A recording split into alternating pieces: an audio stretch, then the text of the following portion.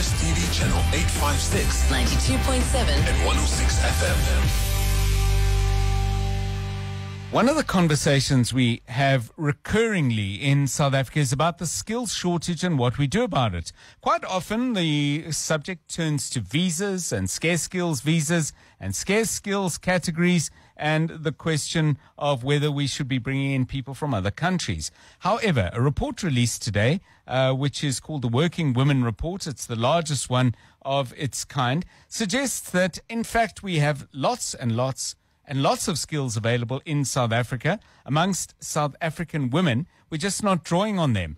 The report has been compiled by an agency or a company called RecruitMyMom, and Phillipa Geard is the founder of RecruitMyMom, intimately involved with this report, and our guest now on 702 Drive. Ms. Geard, welcome and thanks very much for your time. What is the report finding about why these skills that we have among South African women are not being used? Is the problem on the hiring side? Where does it lie? Hi, John, and thank you very much for having me online tonight, this evening. So the findings of the report find that women want to work in South Africa, and many of them, the report actually is amongst working women, but they're just not finding work in the way that they want to work. So you have 45% of women currently looking for other work. And we know that the women workforce lags behind the male workforce by 10.6%. So you've got this lagging effect of women underrepresented in the market, in the labour market, as well as a dissatisfied workforce because of the ways that women want to work. And what we're saying in this report and the findings are, if business really understands how skilled women in South Africa want to work, you can attract them into the businesses, but not only that, you can retain them through to seniority. It's a very interesting thing. I mean, is this to do with a prejudice and an attitude to women having specific skills, or is it perhaps a mindset that says, well, women, if they are employed, maybe taking time off, for example, to have a child or something like that? What kinds of assumptions need to be shifted if we're going to draw on this massive resource that you clearly say we have? Yeah, so it's very interesting for us that, having been in the market since 2012, we are well aware of the stereotypes that people have regarding working women, right, and particularly working mothers. And what this report finds is that where people may assume that working women actually would prefer to work remotely, is that it overwhelmingly is showing, well, actually, they're wanting to work in a hybrid manner, yet most of them are now sitting working in office. One might assume that most mothers, for instance, want to work part-time hours.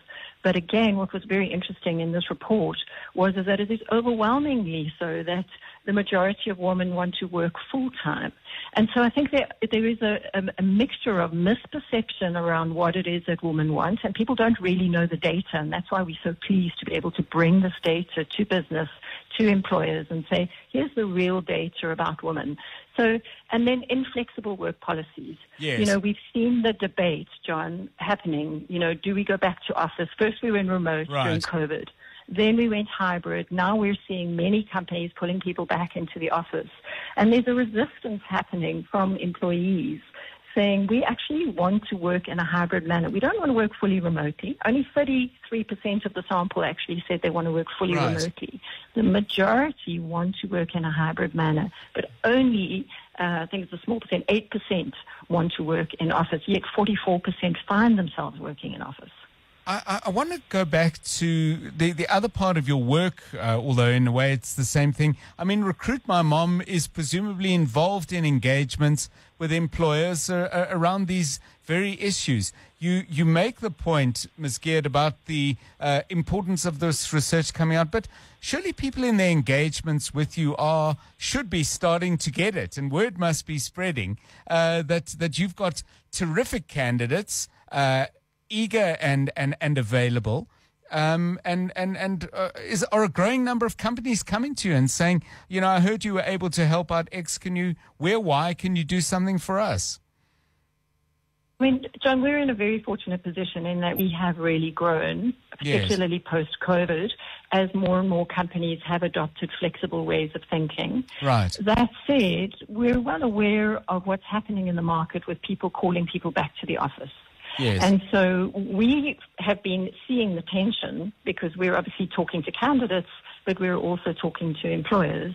And we really needed data, not from us, but from the women out there to say, this is what they're looking for. They really are looking for more of a hybrid work environment than an in-office work environment. There are certain companies and certain jobs where you just have to be in office.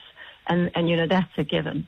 But if we're looking at skill shortages and we're saying, look, only 15% of women on the JSE senior level executives are women, how are we really going to change the women workforce? Well, we've got to help women be able to get through the rungs in order to be able to help them through seniority.